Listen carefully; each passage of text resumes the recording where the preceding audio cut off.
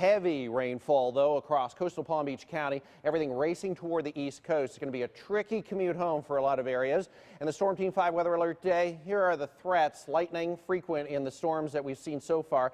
There is a small tornado threat. Isolated tornadoes are possible. Winds, gusty winds, and I do expect the winds will start to pick up in some of these storms through the afternoon and evening.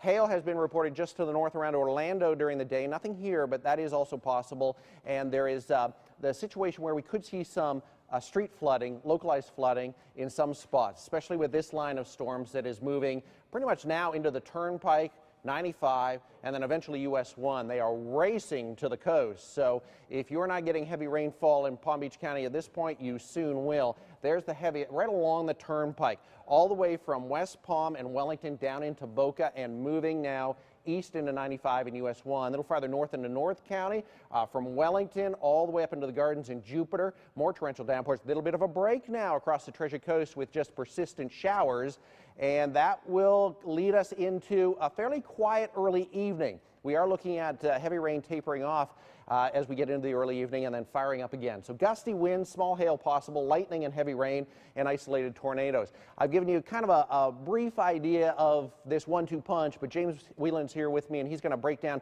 kind of hour by hour what's going to happen tonight and into early tomorrow. James. Yeah, Steve, let's look at Vipercast, and we'll go through it here and explain what's going on. This is what's over the area right now. As we go through time here, we do get a little bit of a break in the action from about 5, 6 o'clock through about 8 o'clock or so, and we may actually see the sun come back out just in time for a nice sunset. Then as we get later in the night around 8 o'clock, we'll start to see another line develop along the Treasure Coast. This is the actual front that will move on through, and around midnight, 1 o'clock or so, that's when it's going to head through Palm Beach County. But notice it does weaken as it pushes farther to the south, so stronger to the north. Then we will see that push off the coast, a lingering shower possible in the morning.